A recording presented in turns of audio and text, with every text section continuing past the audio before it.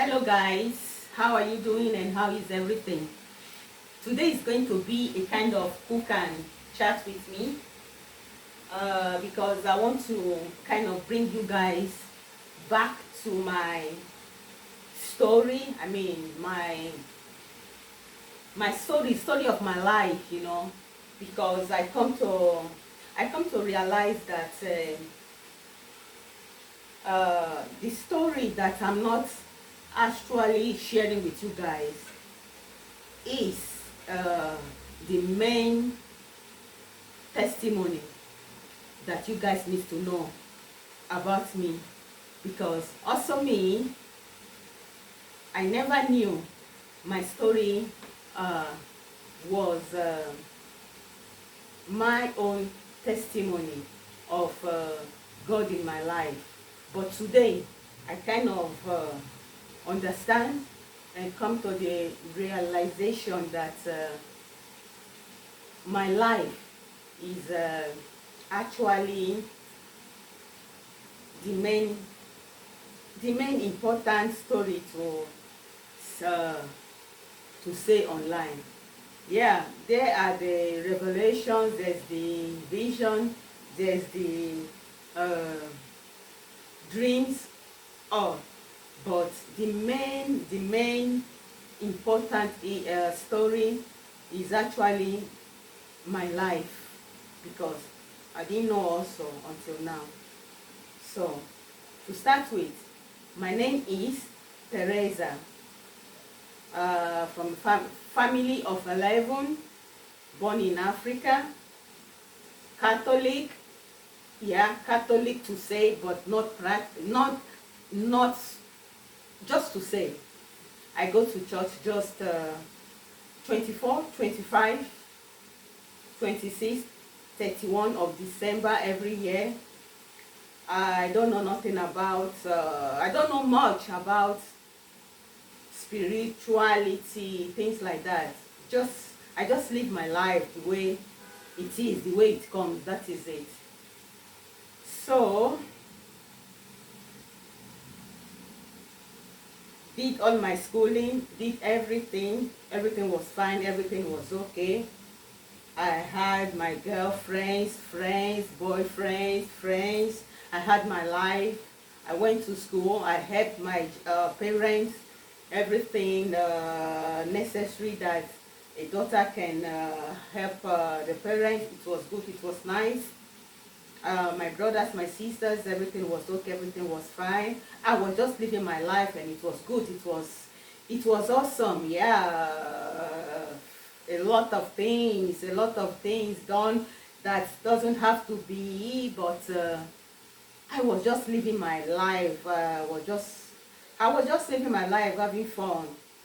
Not like a sinner, but I was just living without living with God. Okay, now I'm gonna go fast in front. Until one day I met this guy. I'm also cooking, so I'm gonna be careful so it doesn't get burned. Until one day I met this guy. Yeah, I met this guy. Everything was nice, everything was good. This guy, remember, I'm a Catholic to say, Catholic. This guy is from the Seraphim Church, Seraphim, Cherubim, that spiritual name in the Bible. He is from that church, so we were frequenting, everything was okay. I met the family, everything was fine. The sisters, they were all from the same church, so I started frequenting the church also. Remember the atmosphere in the Catholic Church, that is so cool. Cool music, violin, piano, so good, so cool, everything so calm. So, the first time I went with them to their church, when I got there, the first thing I saw was all colorful. They were all dressed in white robe, red, yellow, blue, any kind of color, you can name it. any kind of color, you can name it. Any kind of color, you can name it. It was, first of all, shocking for me, because you know when you go to the Catholic Church, you have to be normal, dress moderate. But when I got to this church, it was all colorful, colorful, colorful, colorful, colorful. And there was music, and the music was so high. The music was so high. The praising was so high. The drums, everything was so high. The people dancing joyfully, singing loudly, speaking in language that I've never heard in my life.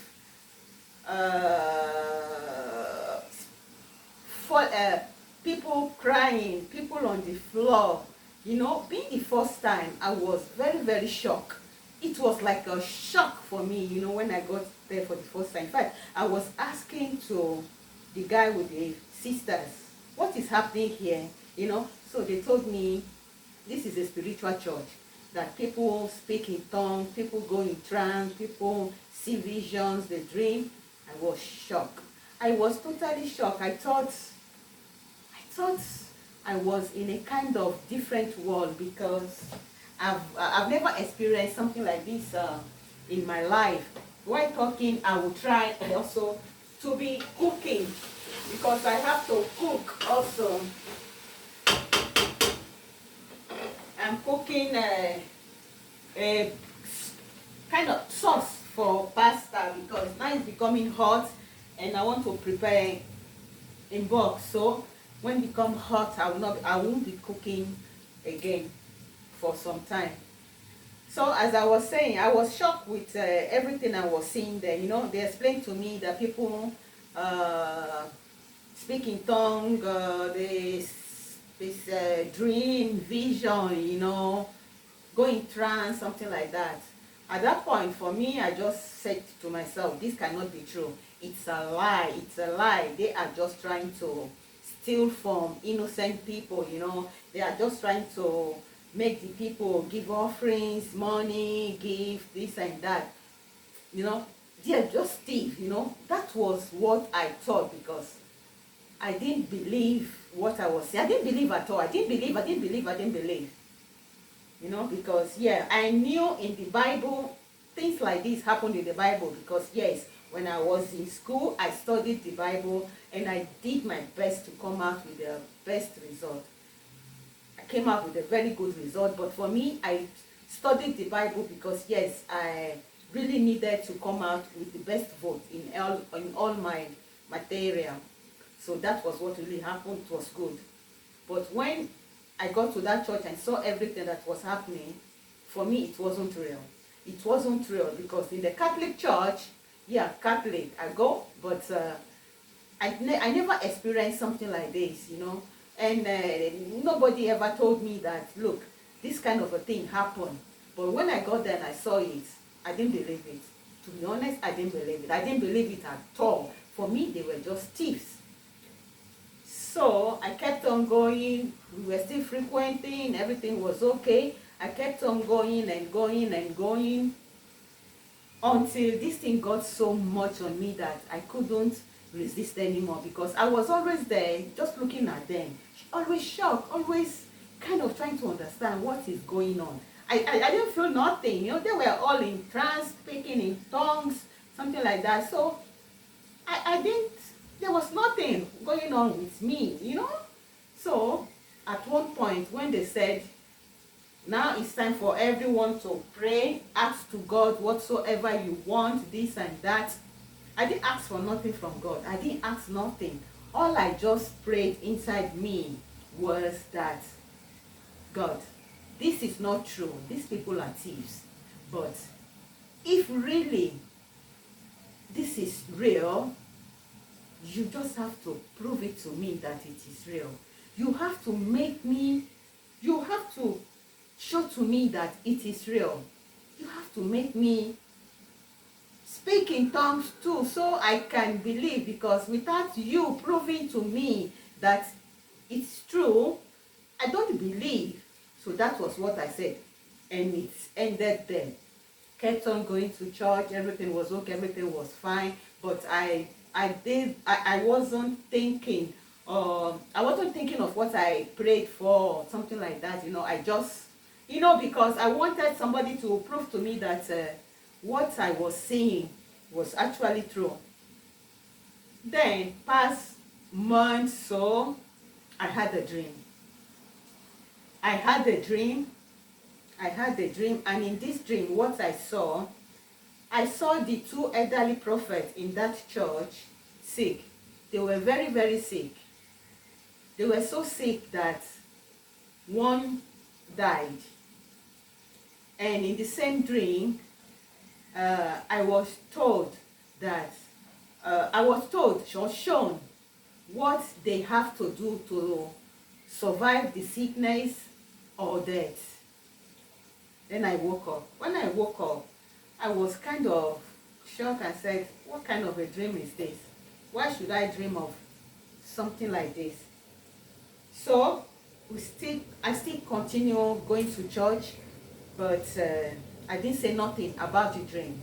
Several times they will call out, if you have a dream, if you have a vision, if you have something to share with people, you can come out. They call out all the young prophetess, the prophets, they call them out. I was there, sit down, but I knew I had that dream. But I wasn't afraid of coming out, but I just wasn't sure of what I dreamt of. I said, should I, but something was pushing me. Stand up, stand up. You have to say this dream. You have to say this dream. Another part of me was saying, why do you have to go say this dream? Ooh, are you a prophet? They're gonna laugh. They're not gonna take you serious. Something like that. So that was what happened. So I didn't stand up. I just brushed the dream off, everything off. I kept on going to church. Everything was cool, was nice, was that. Past months, so the two prophets became sick. Oh my God. The two prophets became sick, and at this point, something in me started, oh my God, something in me started kind of thinking.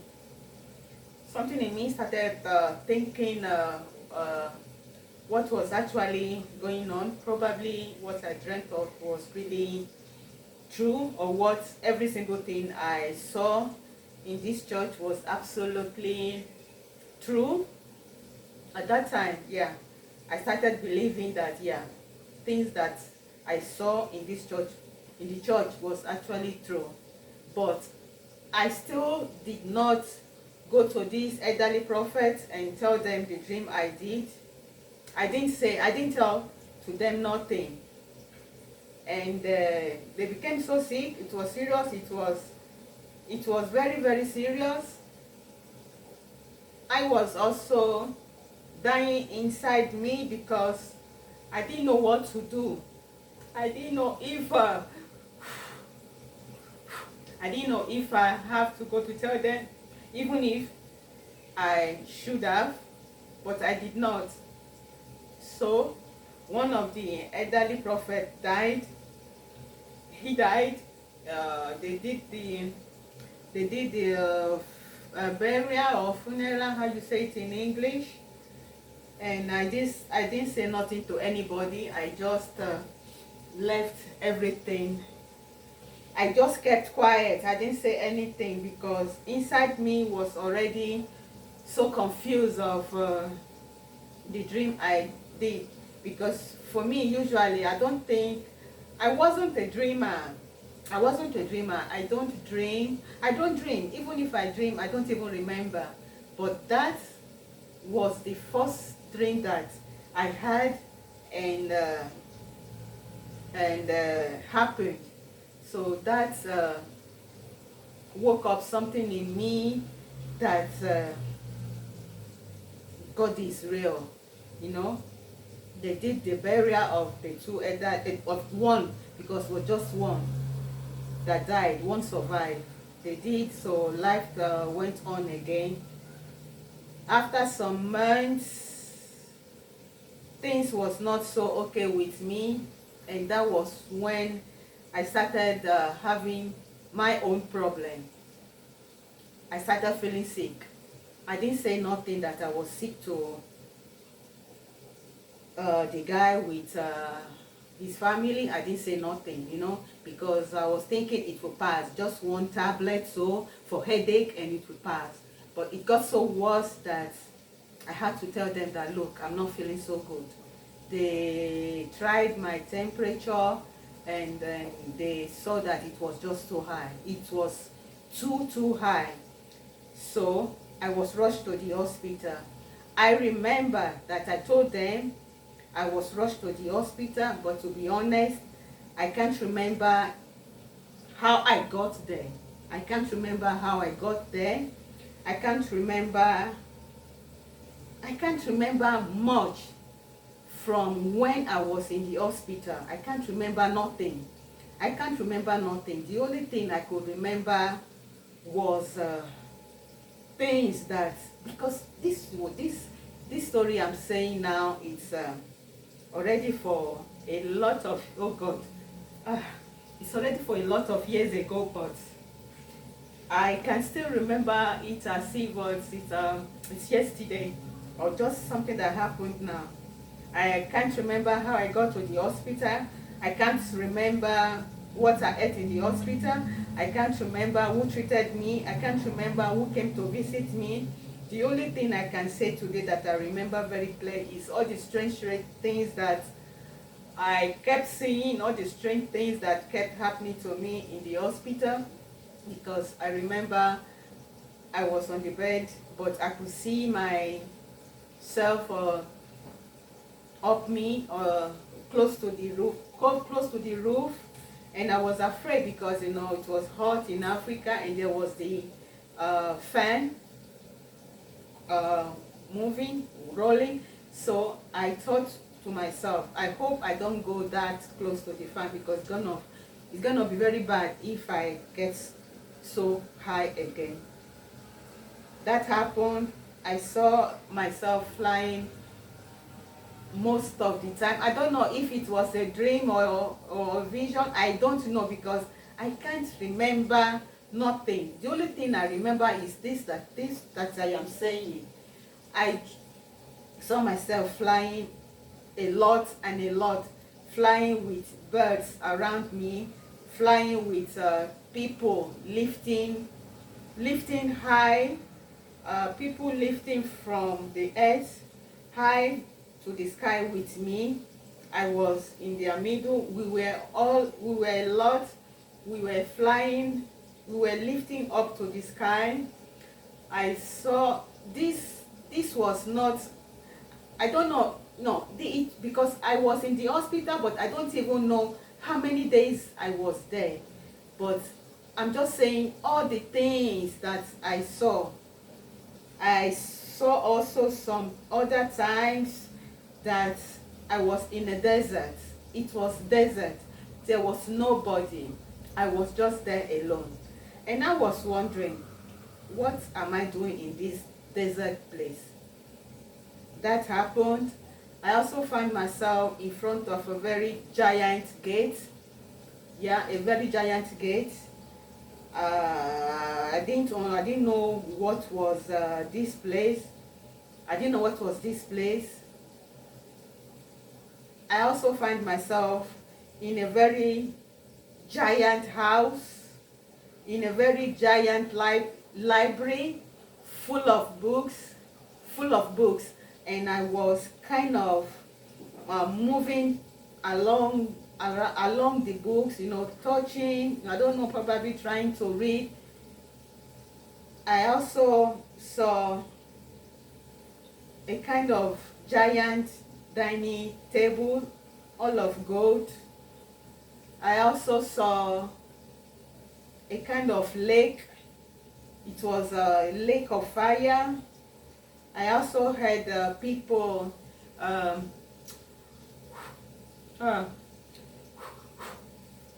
I also heard people shouting, screaming, a lot of things, a lot of people screaming.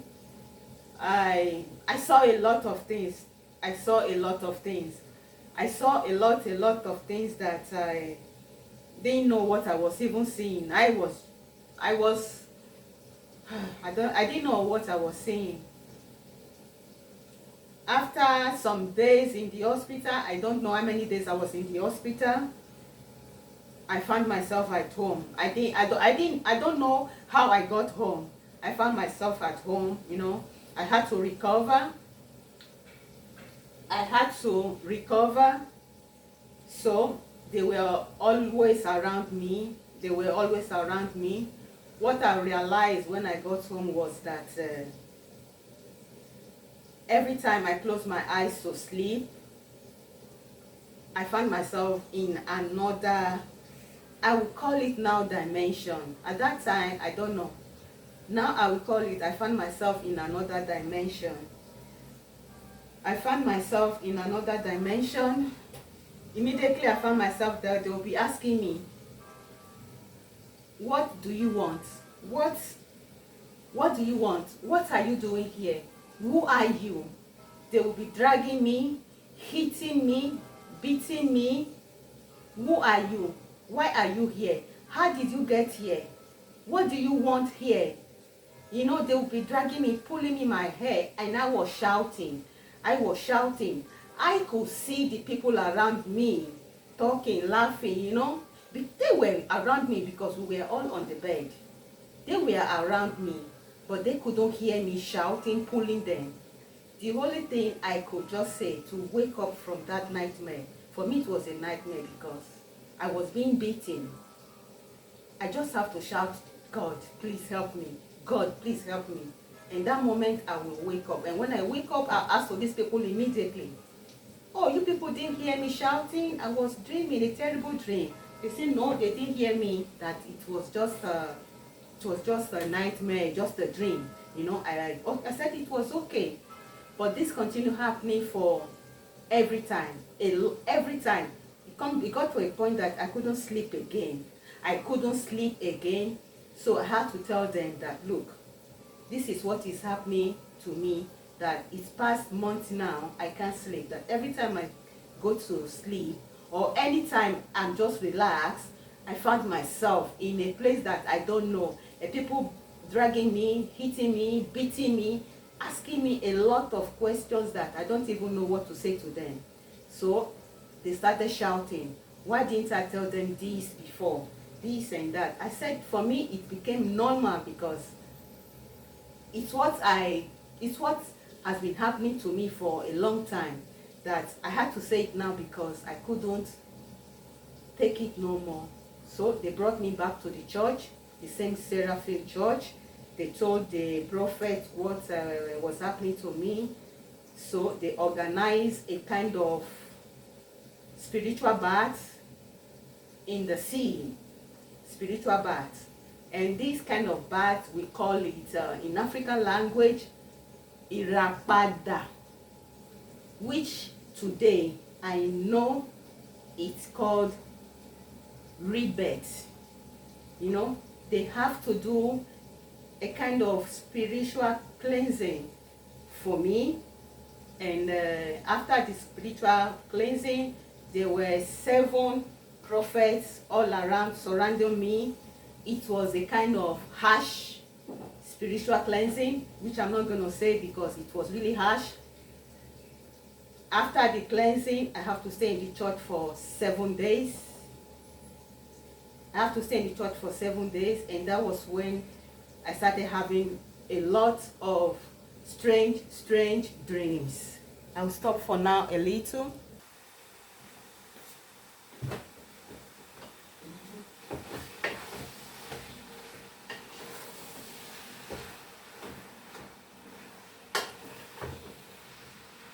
I added the beef and other things so I can be able to complete the story.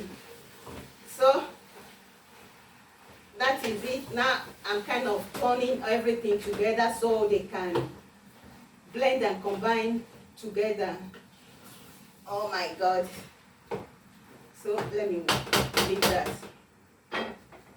So when I got home, with all the nightmares that I had with the cleansing, I did the spiritual cleansing, and I went to the church for 7 days. I was in the church for 7 days, you know, praying, fasting, and continued kind of spiritual cleansing with the prophets. Then after the 7th day, I came back home, you know, still trying to recover from the sickness. Yeah, still trying to recover because I was still a kind of weak again.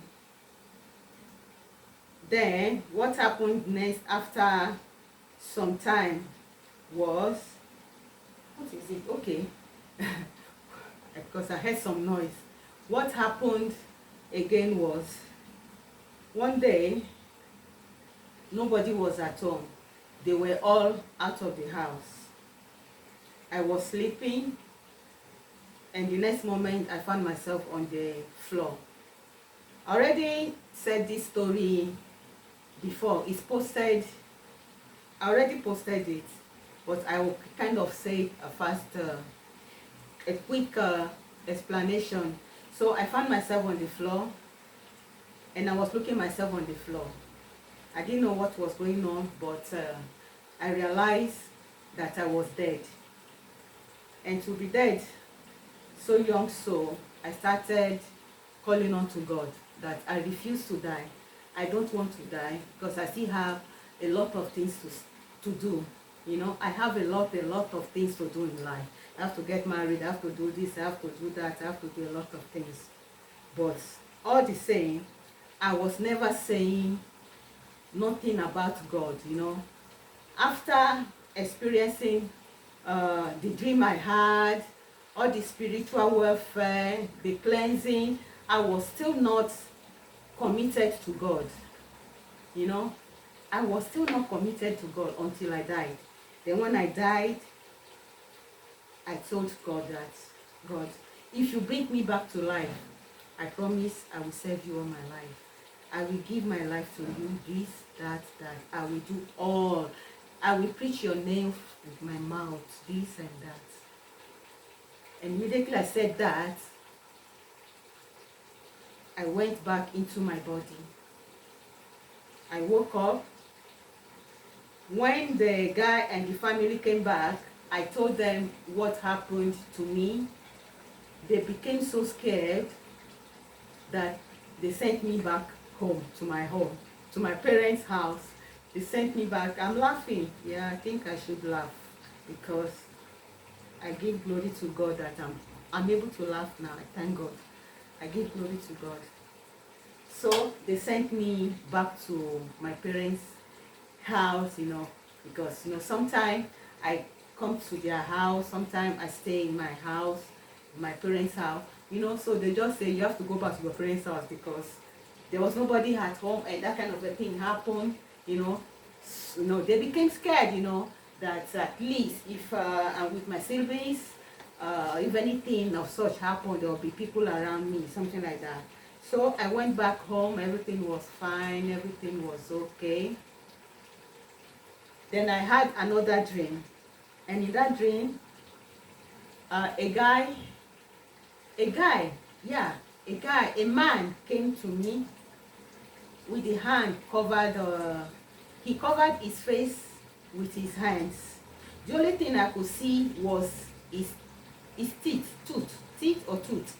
That was the only thing I could see. The teeth wasn't perfect. So I held on to that teeth. His hair was waved, dark, shoulder length so. And what he said was, I am your husband. He said that, and I woke up. And when I woke up, I said, how can you be my husband? You are not my husband. That I have already this guy that is going to be my husband. You know? And, you know, and he was white. I said, how can you be my husband? You are a white man. Even if you have to be my husband, how am I going to meet you? Here in Africa, I don't know, I've never seen a white man, you know. So I brushed off the dream so. I just brushed off the dream so. I didn't tell this guy nothing, no, because for me it was nothing. Months passed, years passed. It was all